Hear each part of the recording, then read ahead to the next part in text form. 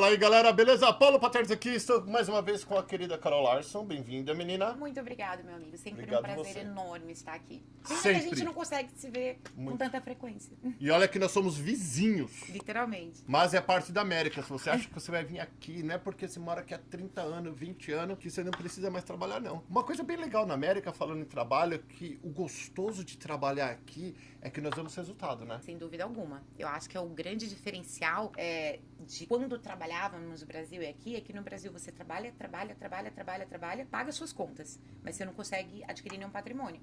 Mal eu conseguiria no Brasil, se eu não tivesse vindo pra cá, quando eu vim, ter um carro. Então, eu tive a sorte de minha família, graças a Deus, poder ter me ajudado com isso, mas se eu não tivesse minha família, eu não teria como. Você conhece alguém, porque eu faço essa... a gente já tá mudando, mas é importante vocês entenderem ou ouvirem isso. Quando você olha pro Brasil, com o pessoal que estudou com você, alguma amiga, claro que sempre tem uns que se destacam, tem uns que estão presos, já morreram, né? No meu caso.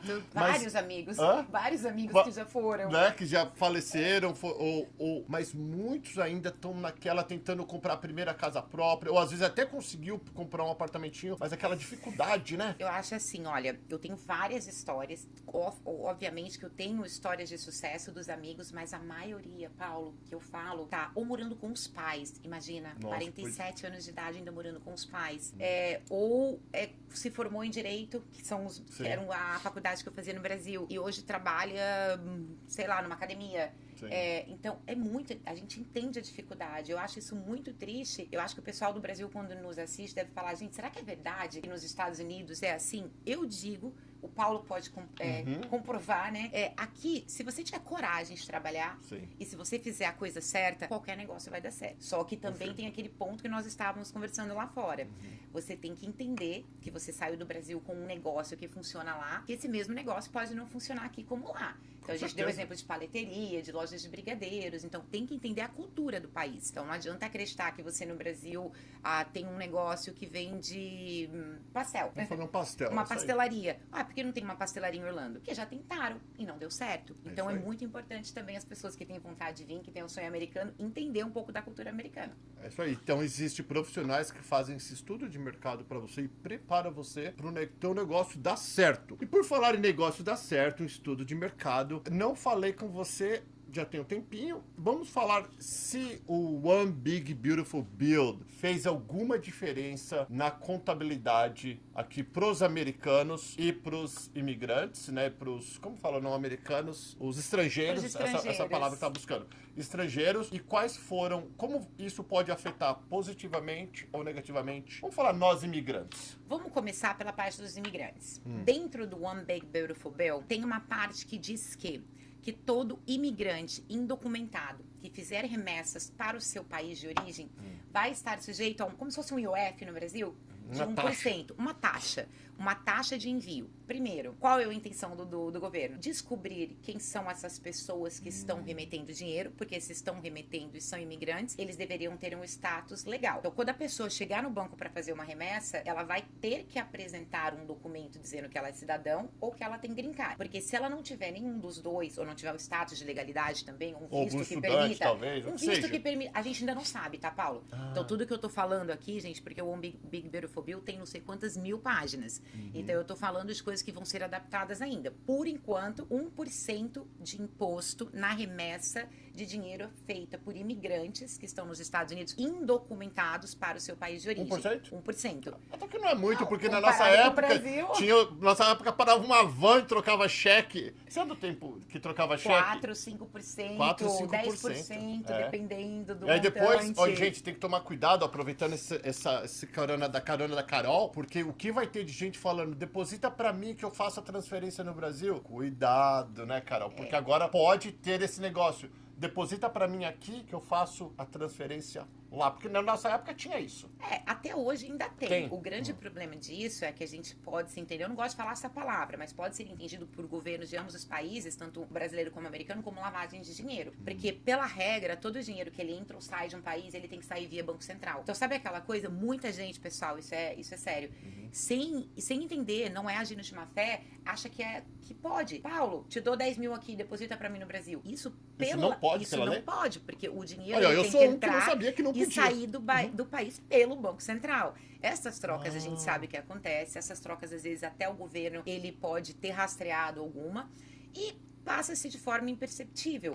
Só que quando o montante é grande, é aquelas histórias de doleiro. Por que os doleiros são presos no Brasil ou em qualquer outro lugar do mundo? Porque eles fazem remessas de dinheiro sem cruzar a fronteira. O cara tem um milhão aqui nos Estados Unidos, 1 milhão no Brasil, 1 milhão em Portugal. Ficam trocando. Ele só troca o dinheiro, só que o dinheiro tem que cruzar. E quando o dinheiro não cruza, supostamente é uma lavagem de dinheiro. Olha, então tá aí. Então, 1% eu tô achando tudo bem.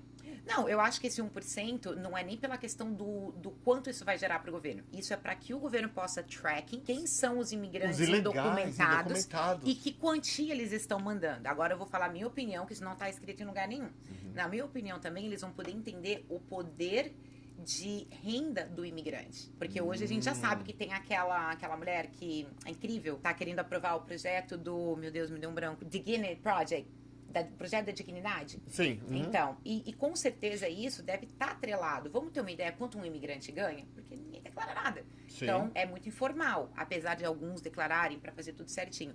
Então, acho que entendendo quanto é a capacidade de geração de receita e pagamentos de imposto para o governo americano, daí vem outra coisa. Então, está muito cedo para falar alguma coisa dessa questão do 1%, mas que está no One Big Beautiful Bill e que não vai afetar nós diretamente, porque eu sou cidadã, você é cidadão, mas aquelas pessoas que não são podem ser afetadas. E olha que interessante, né? Falando não sobre o Big Beautiful Bill, mas falando sobre esse negócio de tracking, eu não consigo compreender, com os Estados Unidos sendo tão inteligente quanto ele é, por que ele já não libera a carteira de motorista para os indocumentados? Hello? Fala assim, só pode ser online, nós vamos mandar para sua casa. Aí é uma maneira fácil de fazer um tracking, de saber onde estão essas pessoas.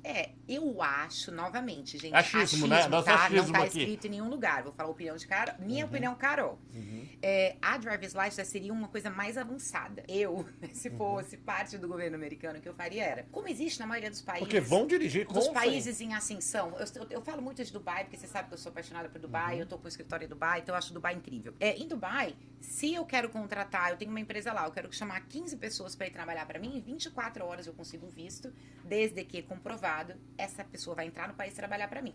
Se eu mando essa pessoa embora, ela tem 90 dias, se eu não estou enganada, para arranjar outro emprego. Se ela não arranjar, ela não tem opção, porque é tudo monitorado. Ela vai ter que ir embora, ela tem que sair do país. Gente, olha que inteligente seria se eles fizessem um projeto assim, me prove que você está contratado por uma empresa americana e que você pode ficar e eu vou te dar o documento e você vai ter que voltar a 5, 10 anos de imposto que você não pagou sobre a receita que você oferiu. Quantos milhões de imigrantes não fariam isso para se legalizar? Com certeza, e nós precisamos dos imigrantes. O dinheiro entraria, que é o Trump está atrás de dinheiro. Então tá fazendo cortes de Medicare, tá fazendo cortes de Social Security, cortes de etc. E para trazer mais, tá trazendo de outras formas, a gente sabe. Mas isso traria muito mais, traria trilhões e trilhões para os Estados Unidos. Pois é, principalmente o pessoal da área rural e hotelaria, né, o hospitality, que é o que estão sofrendo mais hoje. Os restaurantes, todos os restaurantes que a gente conhece, o pessoal está precisando de trabalhadores. Qual outra coisa que a gente pode falar aqui nesse mesmo vídeo, além do... Vamos resumir o One Big Beautiful Bill, tá? Para nós que residimos aqui, fazemos declaração de imposto, tiveram várias coisas que foram muito interessantes. Então, o grande medo que eu tinha a última vez que eu vim aqui, existiu uma proposta que aquela isenção para o imposto de sucessão, ela fosse cortada na metade. Então, quer dizer, hoje, um residente fiscal americano, se ele tiver menos de 14 milhões em patrimônio, casa, investimentos financeiros, dinheiro guardado em casa, ele não está sujeito a um imposto de sucessão. Ele está sujeito a um probate, que seria um inventário. A ideia lá atrás do Biden era cortar isso na metade, ou até menos da metade. Então, quer dizer, não é fácil encontrar pessoas que têm 14 milhões, mas hoje em dia não é tão difícil. Sim, tem muitos. Então, se você pegar um patrimônio de família, tudo isso. Então, isso impactar bastante, especialmente aqueles projetos que a gente trabalha com um planejamento sucessório, que a gente teria que rever tudo, criar outras estruturas, e sabe-se Deus o que a gente ia conseguir fazer. Então, o primeiro ponto, manteve-se a isenção e ela vai ser atualizada anualmente de acordo com a inflação. E essa aprovação, ela foi permanente, quer dizer que ela não vai mais ter a chance de cortarem na metade ou tentarem reduzir no futuro. Então, ele colocou como permanente dentro da regra. A outra coisa, o que ajuda bastante, é a gente empresário. Então, a maioria dos empresários, eles têm uma LLC ou uma S-Corp. Então, estas empresas que elas passam a receita para o sócio, você tem um direito, quando você chega naquela linha final ali do seu imposto, vamos dizer, o canal Perguntas deu 100 mil de lucro no ano, você teria que pagar imposto sobre 100 mil. Antes de eu fazer o cálculo de imposto, você vai ter direito a uma dedução adicional de 23%, ou seja, você não vai ser tributado em 100, mas sim em 77 mil. Ajuda muito, especialmente quando a gente fala de um volume maior. Sim. Pega aí uma pessoa que tem 1 milhão, que tem valores assim expressivos, 20%, 23% de dedução é bastante, que é o que a gente chama de KBY. Para aqueles que são aposentados, um grande benefício é o Social Security, aquela aposentadoria que você recebe depois que você tem 62 anos. Como chama no Brasil? INSS, né? Eu acho que é o nome da aposentadoria no Brasil. Do governo, acho que é né? isso, a mesma ideia. Aquela que com certeza a gente não vai pegar. Gente, você imagina, eu tenho clientes que são aposentados, que eles recebem 14, 15 mil dólares por ano de aposentadoria. Sobre esse montante ainda tem uma retenção de 15%. É um absurdo. Mas ele tirou isso, né? Tirou. Não vai ter mais imposto sobre a aposentadoria, que é o Social Security americano. Vamos pensar outra coisa boa que aconteceu. A dedução, aqueles que fazem impostos aqui vão entender. Quando você faz um imposto com a sua esposa, você tem lá 100 mil de receita de novo. Tem uma dedução que a gente chama de Standard Deduction, que é aquela automática. Todo contribuinte americano tem aquela dedução se for casado e declarar junto, ou se for solteiro, sim, ou se for um pai de família ou uma mãe de família. A dedução aumentou. Então, no nosso caso, que era algo em torno de 28 mil, foi para 30 mil e vai estar subindo ano a ano. Crédito das crianças, que muita gente espera o ano todo para fazer o imposto, para ter o crédito das crianças, o Earned Income Credit, subiu também, não sei a proporção ainda porque não foi divulgado. O Child Tax Credit, que é aquele crédito que todo contribuinte tem, que tem filhos, né, menores, que era de 2 mil dólares até 2024, agora foi para 2.200 dólares. Então, aumentaram-se os créditos, aumentaram-se as deduções e aumentou também a linha ali a partir de qual montante uma pessoa que vier a falecer nos Estados Unidos estaria sujeito ao imposto de sucessão, que é de 40%. Então, por que a gente fica tão preocupado com sucessão? Porque não é igual no Brasil, gente. Não é igual ao ITCMD, que é 4 em alguns estados, outros estados, 4 mais 4, que é 8. No Brasil é 8 máximo, que é 40%. É muita coisa. 40%. E a gente tem muitos casos, e eu tenho um caso que está pendente comigo há 7 meses. A senhora morreu, tinha 2 filhas somente. Deixa um apartamento de 220 mil dólares aqui. Só que para transferir esse apartamento para o nome das filhas, tem que pagar os 40%. Só que lá no Brasil, o inventário, para quem entende, já perdeu alguém, sabe quanto demora um inventário. O inventário está rolando há 3 anos. E esse imposto, ele tem que ser pago após 9 meses do falecimento do residente ou cidadão americano. Quer dizer, 3 anos de atraso, você pega o valor do imóvel com 40% e adiciona uma multa de 25%. Essa família vai perder o imóvel, eles não vão conseguir. Eu sou obrigado a fazer? Você vai deixar o imóvel? Não, eu posso, por exemplo, alugar o imóvel, continuar com ele, não vendo, também não pago. Então, eles vão vir, alguém vai vir tomar. Não tô querendo dar jeitinho brasileiro. Tipo, o governo já pegou de mim. Eu posso manter posse e alugar e ficar... Na prática, não deveria, porque a legislação não permite. Imagina minha mãe vem a falecer, eu tenho um imóvel no nome dela, aí eu não tenho dinheiro para transferir, eu deixo no nome dela, vou alugando. Não é correto, porque a gente sabe que é obrigatório o processo ele é obrigatório? O inventário, ele é obrigatório. Eu não sabia. Só que o que acontece? Não existe um rastreamento. Então, essa família até hoje não foi contactada. O imóvel está no nome da mãe. Vender, ela não vende. Alugar, ela consegue. Que a gente sabe que tem toda uma forma de fazer a locação independente, que é o dono. E ela pode deixar dessa forma até o dia que ela também vier a falecer. Só que ela nunca vai ter a posse do imóvel, ela nunca vai poder vender.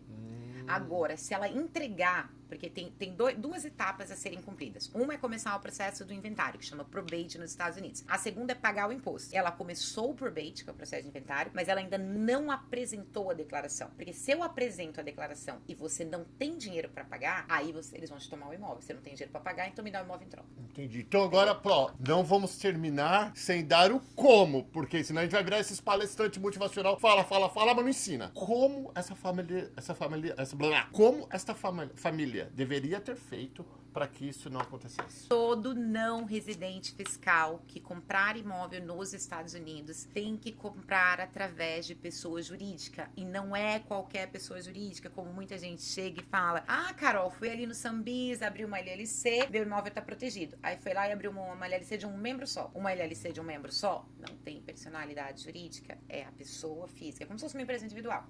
Não protegeu contra a sucessão. Então, a única forma de proteger o não residente investe nos Estados Unidos para não estar sujeito a 40% quando um ou outro membro da família vier a falecer, é estando dentro de uma pessoa jurídica bem estruturada. Não é qualquer pessoa jurídica. E, ó, por isso que eu falo para vocês que um contador aqui é extremamente importante. Eu não tô falando por falar para vender, é porque são tantas coisas, verdade. são tantos benefícios que existe para nós, pequenos, médios e principalmente dos grandes empresários, que um contador pode nos ajudar. E também para você que está começando, o microempresário, ó, é o micro e o grandão, que é os que vão economizar mais. O do meio é igual no Brasil. O pobre tá ferrado. Então, pra ele, qualquer coisa serve. O rico, qualquer coisa serve porque faz muito dinheiro. A economia tá ruim, ele ganha dinheiro. A economia tá boa, ele ganha dinheiro. E o classe média sofre. Então, aqui o classe média também fica de lado. O microempresário e o grande empresário é o que precisa de um contador muito bom. E você sabe que não é porque a Carol tá aqui que eu sou fã, eu não canso de falar, que ela é maravilhosa. Inclusive, ela virou conselheira do Amigos nos Estados Unidos, que é o melhor grupo de network que nós temos aqui em Orlando no momento. Espero que vamos expandir para todo lugar do mundo. E não é porque ela está aqui que ela está no canal, pergunta comigo há muito tempo. Super estudiosa, a gente estava falando sobre isso. Aqui nos Estados Unidos, tudo dá certo se você coloca energia. Eu e a Marcela, que está ali atrás da câmera, a gente estava falando isso também. Coloca energia no negócio, foca, se dedica, se preocupa com a sua grama, porque a grama verde não é do vizinho, Exatamente. é onde você rega. Esse que é o segredo. Rega a sua grama, foca, trabalha com profissionais bons, não porque o teu amigo do amigo do amigo, que teu amigo lá que te indicou. Procura boas referências, procura pessoas que mostram resultados, que tem tempo no mercado, não desfazendo dos recém-formados. Tem muito recém-formado bom, mas você escolhe, você quer dar o teu filho para um médico recém-formado ou para um médico veterano que já tem um recorde, né, de salvar vidas, de curar doenças. Aí é uma escolha que você tem que fazer na sua vida. E aqui, com certeza, a gente recomenda a Larson Account. Tanto a Carol quanto toda a equipe dela são capacitadas. Então, se você falar com a equipe e falar com ela, você vai ter o mesmo tratamento. E é óbvio, tem gente que quer falar com ela, tem que pegar a fila e talvez pagar um pouquinho mais caro, porque né, é o preço do sucesso.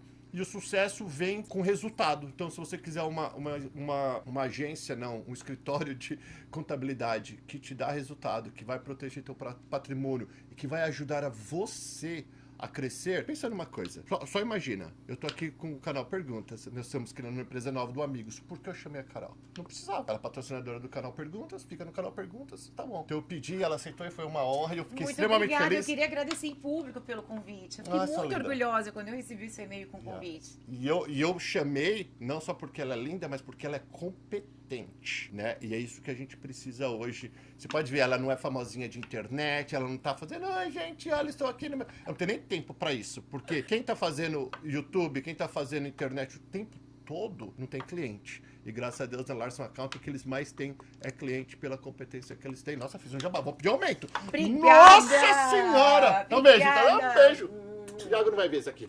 Gente, beijo, fica com Deus. Obrigado, Carol, mais uma vez. Obrigada, Paulo. E a gente vai se falando. Tchau, tchau.